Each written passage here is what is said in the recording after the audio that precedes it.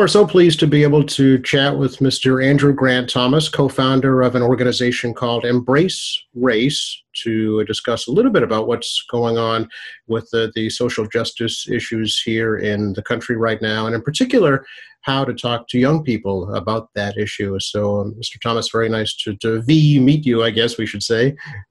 It's great. I appreciate the invitation, Joe. Thank you. Oh, it's our pleasure. The folks from the Quincy Public Schools suggested that I reach out to you about this topic. I approached them first, and they didn't feel qualified, I guess, or at least comfortable talking with me about that. But I was grateful to them for referring me to you. So if you could tell me a little bit about the organization, first of all. Sure. So Embrace Race, one word, is we're actually not our own nonprofit. We're fiscally sponsored by a nonprofit, but we're effectively a nonprofit. Headquartered, my wife, Melissa Giroux, and I live in Amherst, Massachusetts, so Western Mass, but we're a national organization. And really our mission is to bring the resources, right, both the ones we create, the ones we curate, and the community that parents, educators, other caregivers to children need to raise children who are, as we say, thoughtful, informed, and brave about race. So that's what we're trying to do. How old is the organization? We are just entering our 5th year, so we have 4 years behind us now. Okay. And what was kind of the impetus behind it? What was it that led to its founding? Yeah, a lot of roads, right? A lot of roads lead there. So part of it is certainly personal. I am identified as African American, came from Jamaica when I was 7 years old.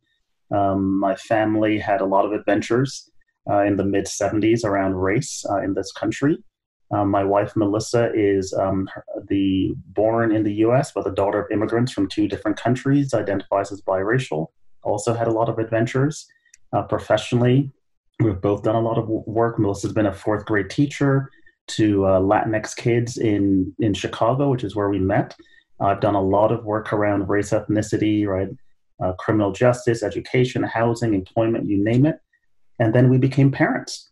So our girls are 9 and 12, right? 2 brown-skinned girls. And the question was really, how do we, knowing what we know, having the convictions we have around race and ethnicity, how do we both protect them, and prepare them, but also prepare them to move through the world as people who are, going to have an influence on others, right? And have some opportunity to shape the institutions they move through. So they're not only potential victims by any means, they are, agents and possibly agents of change. So how do we prepare them as best we can? And when we looked around for support in thinking about the way identity in general and race in particular may play out, and what it should mean for our parenting, it turned out that there were not a lot of answers out there, and especially not a lot of answers aimed especially at parents and at guardians and at grandparents and at aunts and uncles, right, as opposed to educators.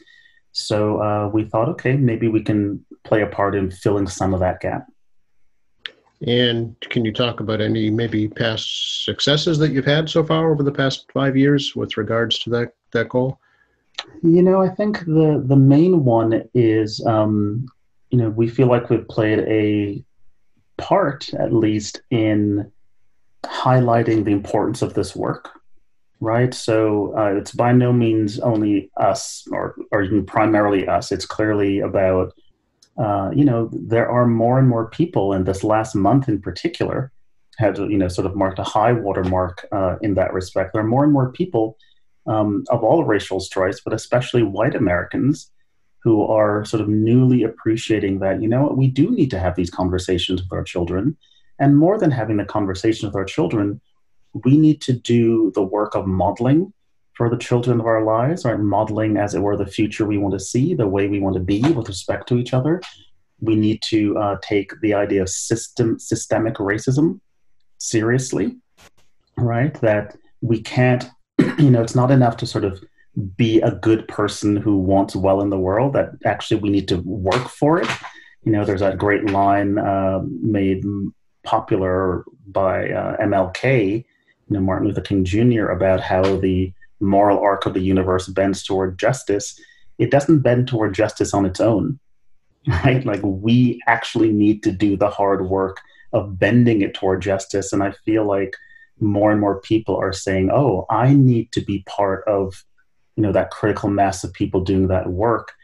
So broadly, I know that's a high level answer, but I feel like over the course of the 4 years or so that we've been in business, we're seeing more and more people saying across, again, racial groups, saying we need to weigh in actively, not only at home in dealing with kids or in schools, but in society at large. That's super promising. I think for a lot of white Americans like myself, when the George Floyd incident occurred in Minneapolis, people were surprised at the violent, outrage that took place because of that. But was that something you were surprised at, or is that something that has been building and has just kind of gone, under the radar? Do you mean the protests? Correct. Yeah. So, I would definitely emphasize there the outrage and less the violence, right? So, and no, not surprised at all. It's because I think what people have to understand is that there is a long, the particular incident, right, of the police officer kneeling on George Floyd's neck is the tip of the iceberg that goes very, very deep, very, very wide. So consider that particular officer, Derek Chauvin, had 17 previous complaints against him, right? Consider that in spite of that, not only was he still on the job, but he was a training officer, right? He was actually the ranking officer and the training officer. So not only had he not been removed, he was put in this position of training other police officers. 2 of the 4 officers on site that day were absolutely fresh-faced rookies, right, on their 3rd, 4th shifts, and put in, the position of stopping something we have reason to believe they knew was wrong. The point is, it goes much, so Black people in particular on the issue of police violence and brutality have done all that they're supposed to do, right? So we take the videos and they go viral. We speak to the media about what we're seeing. We make the formal complaints. And imagine how difficult that is, right? If you have very little faith in police departments to, as it were, police their own, you have a violent officer, it would take a great deal of courage to file a formal complaint against that officer when you don't believe you're going to get any satisfaction. And yet it was done at least 17 times before, virtually all of them essentially dismissed, et cetera, right? Lawsuits. We do all the things that we're supposed to do. And yes, so at some point, you have to say, okay, what else is there except civil disobedience? And to be clear, across the many, many, many places in the country where protests happen, violence was, absolutely the exception, not the rule. And there's even a question about, who actually promoted the violence in some of those cases. So no, I'm not surprised. I'll just say that the thing I'm pleased about is, the degree to which you see white faces in those crowds across all those places, and the degree to which a lot of white people who are not necessarily, certainly at the protest, much less on the front lines, are keeping their eyes on the prize, right? Are saying, yes, there are some violence, there's some looting, there's some things we don't condone, but the main thrust of this is Black people and a multiracial cast of people saying, things really need to change, and I want to be part of that change. That's extremely promising. Sure. How, do you talk to your own children, Andrew, about how they should react around police and how they should be perceived in society, I guess? Sure. Yes, we definitely do. And how they're perceived. Yes, we do all of that. And of course, the hard line to walk is, we want our children to be prepared, and we don't want them to walk around terrified, right? Again, our children are 9 and 12 now. They were, 5 and 8 when we started this work. And we were already trying to do this work, of course, before we started Embrace Race, right? And things were already happening in their lives. I think the the trick is, we've tried to talk to them about how the concerns with police violence, brutality, etc., mistreatment that lots of people are, sort of articulating in the country are real. There are real reasons why people have concerns, and it doesn't mean, of course, that the typical interaction with a police officer is a bad one. I've had, like most of us, I've had not many. I've had my share of traffic stops, going too fast, all of that. The vast majority of those have been perfectly fine. The officers were perfectly reasonable. We've had a couple fender benders where police officers show up. Those officers have been perfectly good, reasonable, have actually been supportive of my daughters who might have been scared at the time. And we are also alert, to saying, and still you need to be careful. You need to, there are certain things you do, certain things you don't do. And especially there are people who are at greater risk than you, right, than our daughters given where we are, given who they are, given the ages they are. There are people in the country who are at greater risk than our children or even than we as a family. And we need to be mindful of them too, right? And we need to be willing to advocate for them and be concerned about them as well. What has been, their reaction to what's been going on across the country, and how do they feel about it? What are their concerns? Yeah, so, as every parent educator knows, certainly every parent, every aunt, uncle, every grandparent to more than one child, the responses are often quite different, right? So our older girl, who's now 12, is, in a way, sort of more cerebral about it, right? She's taking it in. I don't think she's feeling personally threatened. She's not walking around in fear. She's not thinking about, what'll happen if a police officer comes up to our car when we're driving around for some reason.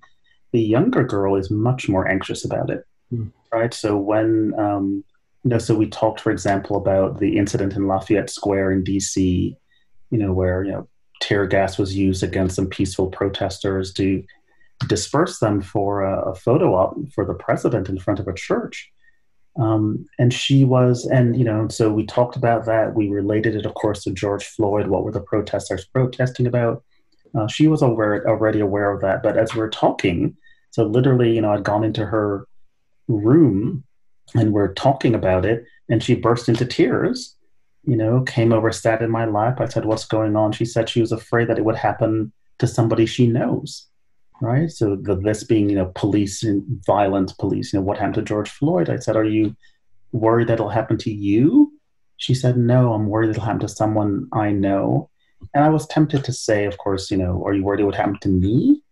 As sort of, the black man in her life closest to her. For whatever reason, I didn't go there. I didn't actually ask that question. But so, yeah, a range of reactions, and I think for us the challenge is to keep having the conversation and keep having it be okay for her to be upset. I mean, there's a lot to be upset about, right? We just don't want to leave it there. These calls to quote unquote defund the police, how do you feel about that, and do you think there's some change that needs to happen with policing in general? I think there's no question that significant change is needed in policing in general. So there are a couple points I'd make here. One is there are 18,000 police jurisdictions in this country, 18,000 literally. And the police community relations in a relative handful of cities dominate our understanding of policing across the country, right? So, essentially the big cities, we're in New York, Chicago, Philadelphia, et cetera. Now, those are hugely important places, not least because so many people are concentrated in the, biggest 50 or 75 cities, but they're not the entirety, right? And I actually personally don't know that the experience of police and community in many of the smaller jurisdictions that are actually the great majority in terms of sheer number of jurisdictions if the experiences of police community relations there echoes the relationships which are clearly problematic in New York, Chicago, and elsewhere. So a little bit of caution about, right? I know that, here, again, I live in Amherst in Western Mass, Northampton is close by. And I've heard police chiefs say, it's hard to, when a police officer does something horrible, usually in a big place somewhere else, they feel it the next day in their communities, right? Because it's directed at them. On defunding the police, I think, in a way, I think the most unfortunate thing about that is just the marketing, right? Defund the police. I think the substance behind it is right on point, right? Which is not defund the police for the sake of defunding the police, but the question is, how can we use our resources to better enhance public safety? And police officers everywhere will tell you, we are being dispatched to deal with things that we are not prepared to deal with. We haven't been trained to deal with mental illness, right? Or even necessary domestic violence, or, the number of things that police officers, broadly speaking, the number of times that the share of times they're dispatched to deal with crimes, right? And especially crimes involving any kind of violence or threat of violence is very small, right? So should we, at least take the opportunity to step back and say, is there an allocation of the resources, including the resources that go to police departments? Is there a reallocation that would better protect, right? That would allow for example, more mental health workers, more domestic violence, case workers to be dispatched instead of police, where police are a last resort if violence, a threat of imminent. I think clearly, yes, we should be having that conversation. Again, the defund the police makes it sound like, it's simply about, undercutting or undermining the police. I don't think it should simply be about that. It should be in the context of this sort of broader planning. But yes, I think I'm actually completely supportive of that planning move and that reorientation or thinking about what public safety can look like. Sure. Does Embrace the Race actually go out, say, into public schools or, community groups and do on-site presentations, obviously, once the pandemic is over? Yeah, we don't actually do very much of that in place simply because we're so small. Sure. It's just a capacity issue. So almost all of our work is online. But online we certainly engage, with a lot of different groups. And going forward, I think we'll be able to do that more and more. Have you yourself, Andrew, ever felt like you've experienced racism in your life? Sure, absolutely. Now it depends. I hesitate because it depends a bit what we mean by racism. Exactly. Do you want to say a bit more about that? Treated differently because you're Black. Absolutely. Really? Yeah, many, many times. So, part of the reason I push you on what we mean by racism is because it can mean so many things. Yeah. Right. And, for me, it's always about, can we identify the problem and possible solution to it? And racism, you think about, there are people who do all sorts of, there are people who do all sorts of really powerfully, I would say, horrible things and resist or reject the term racist. My preference is always to get to the real heart of the matter, but I'll give you just a couple examples. And really they're sort of routine and this is coming from, a Black man with lots of privilege relative to lots of other Black people and people of color. So by no means do I think that, I think there are lots of other people with lots more stories to tell, and yet I have my share too. So, some easy examples. Yeah, I've absolutely been, when I was in graduate school, being shadowed at night by police cars, right? Or shadowed during the day by police cars who are clearly, you need to sort of see the officer's expression and so on to appreciate this, but clearly they're not there to protect me, right? They're there to intimidate me, or to just let me know that they're watching me. That happened all the time, for example, in graduate school. I had a I was in a master's program in Chicago and then went into the PhD program. A white master's student who had also applied to the PhD program at the same university but didn't get in confronted a departmental administrator to know how could it be that I'd gotten in and he hadn't gotten in, right? So this is someone who knows nothing of my record, nothing of test scores, nothing of nothing of anything that's relevant. We weren't even friends, but he felt, empowered somehow. He felt it appropriate. In a way, it's impossible to imagine that had I been white, certainly, that he would have thought that it made sense to challenge, right, my being admitted to the program and his not being admitted to the program. There are any number, almost laughable things like it's still very occasionally, certainly not often, but it happens that, someone will enter an elevator and assume that I'm the elevator operator, right? Although, I'm dressed like everyone else. There are a bunch of us in the elevator. There are other people who are also next to the panel that you might ask, right? But that happens. So yeah, I'll mention just one last thing, and I'm mentioning things that are routine, right? That are for the most part routine.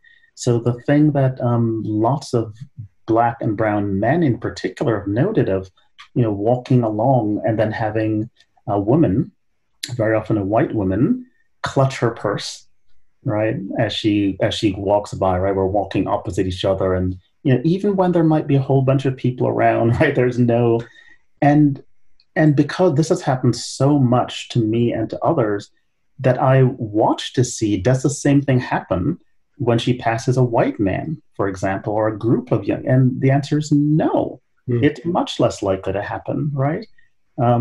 So yeah, these are the sort of casual slights, but they do add up. And for those individuals and communities for whom these casual slights are sort of complemented by more serious, more egregious slights, yeah, it takes a toll over time.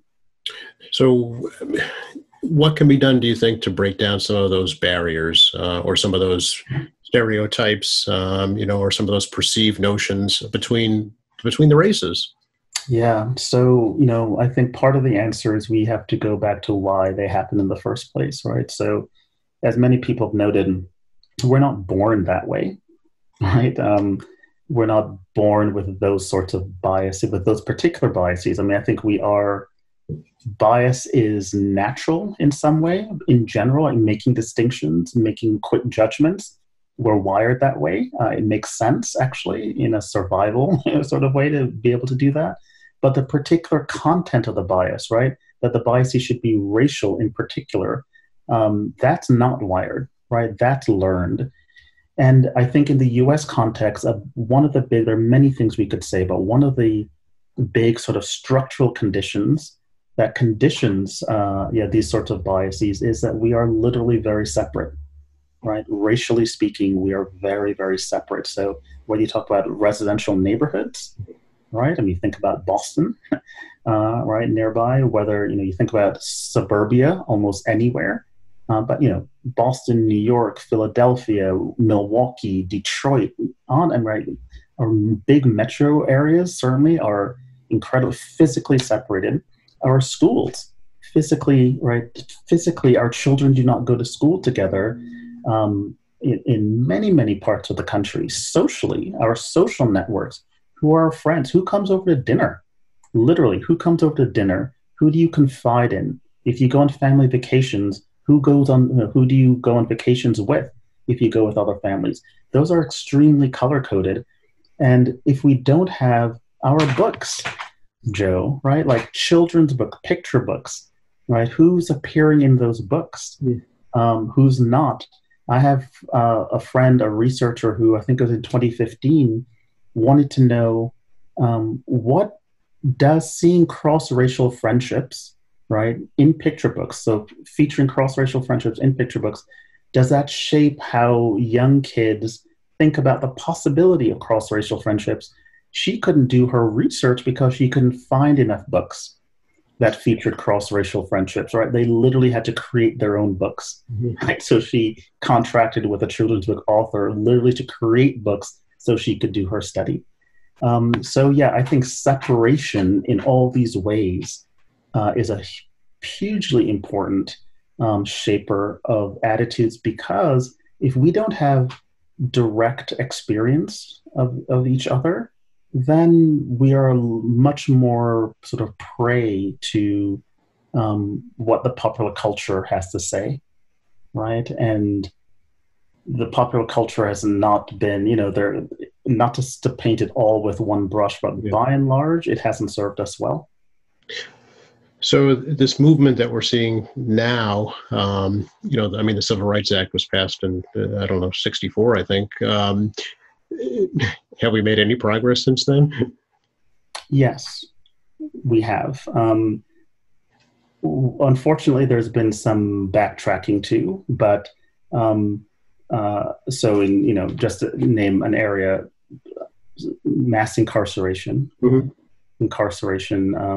which again is very color coded. Overwhelmingly, Black and brown people are behind bars, and the number of people behind bars has exploded since the 60s.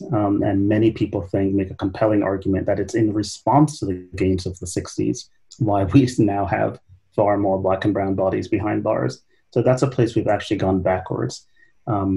Segregation, right? By many measures, school segregation, by many measures, there are a lot of places that are more segregated now, right? Where schools are more segregated, even though we've actually become more diverse. So we have the material, as it were, for more diverse schools, but we have less diverse schools in some ways. So that's another. At the same time, there are lots of people like me. It's not nearly enough. It's not good enough. But where the opportunities available to me and to some other people of color are certainly much greater than they were, right, 55, 56, 60 years ago. Certainly there are, more and more people who have diverse friendship pools. There are more, people of color in positions of power. It is inconceivable. Many people thought it was inconceivable that you could have a Black president in 2008. It really would have been inconceivable in 1964. And other dimensions, it is conceivable now that we could have a female president in a way that, so all of those things, yes, I think it's clearly, or all in all, it's gotten better. I think the question, though, is for whom? For some groups of people, especially defined by class, it's gotten better. For some groups of people, it's gotten no better, and maybe it's gotten worse. What are you telling parents, Andrew, as to how to address their children when they ask questions about race and what's going on today? Yeah, so broadly speaking, we say a few things. One is start early, right? Start early, like really early. Kids are developing their sensibilities about race. I mean, literally at 3 months, 6 months, infants can, I'm definitely not saying they're racist or they're biased, but they do have preferences very early, typically based on what's familiar to them. Right? So usually the race of the primary caregiver, that's usually mom. Mom usually has this, has roughly the same skin tone as baby does. So, again, that's not about bias in the way, or it's not about value judgment. It's not about, right, stereotypes, but that does creep in, by 3, 4, 5 years old. By the time kids enter kindergarten, their racial attitudes are much like the attitudes of the adults. Now, they're not as, they haven't crystallized, right? They aren't calcified and hardened in the same way. That happens typically in adolescence. The point being then that, as those racial attitudes are being formed and are emerging and are still malleable, that's the time, right, for us to engage. How do you do that? With books. Increasingly, there are a lot of books, by trying to expose kids as much as possible to, just to the language of race. Have that conversation. Don't squash it. It's perfectly normal and natural for kids to notice, right? Like, oh, my skin color looks different than yours. Your hair looks different than mine. It's a different color. You're wearing a different shirt. I mean, the whole deal. Let's have that conversation let's talk about what it means, what it doesn't mean, right? Skin color and all of these sort of physical differences. Mostly I say, be open, be honest, right? Ask questions and engage your kids' questions. What is your hope for the immediate and long-term future when it comes to race in this country? I would love to see. So imagine this. Here's one expression of the vision. Right now, the pillars of of strong education in this country are the 3 R's for a lot of people, right? Reading, writing, arithmetic, we say. Imagine if racial justice were a 4th R, right? Imagine if, in our schools, in our communities, at homes, we regularly spoke about race and other identity issues and how those are playing out in the country and what we can do to have it all play out more equitably, right? Again, whether it's schools, it's neighborhoods, it's, our health system, it's our economy, it's our politics. Suppose, right now for a lot of people, diversity and excellence in the school context are sort of mutually, it's hard for people to reconcile them, right? So people think they're making a choice often between diverse schools and excellent schools. I think that's actually completely backwards, right? But what would it take to get to a place where more people are appreciating that if you choose diversity, you're choosing excellence? So there's much we could say, but that's the direction I'd love to see us move in. Sure. Anything else you'd like to leave with folks right now? Only that they're really, we use the metaphor of the sidelines all the time, right? To be on the sidelines or not. There are no sidelines.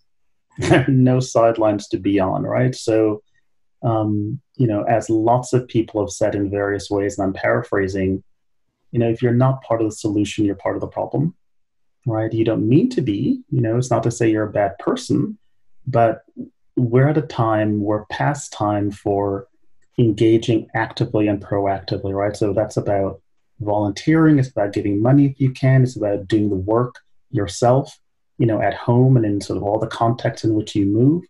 It's about, if you do the assessment, if you say, who comes over to dinner in my house, right? Who am I friends with? Who am I, et cetera? And the answer is only people who look like you, then you need to think about what can you do differently. And you need to think about, for the children in your life, what message is that sending? What can we do to send a different message? Increasingly, there are places like Embrace Race, but not only Embrace Race, that have tools, resources to help you think that through. Take that challenge. How do folks learn more about Embrace Race? Embrace Race is one word. So embracerace.org is our website. We have a Facebook page and we have an email list where we share, about all that we're doing, our webinars, our action guides, our blog, our, storytelling initiative. So there are lots of things, but embracerace.org is a place to start and to go. Great. Appreciate your time, Andrew. I hope we help get the message out for you here in Quincy. And if we can do anything here at QATV, please reach out. We'd be happy to help you. Thank you. Go Quincy. Thank you, Joe. You're welcome. Be well. Take care. Bye-bye.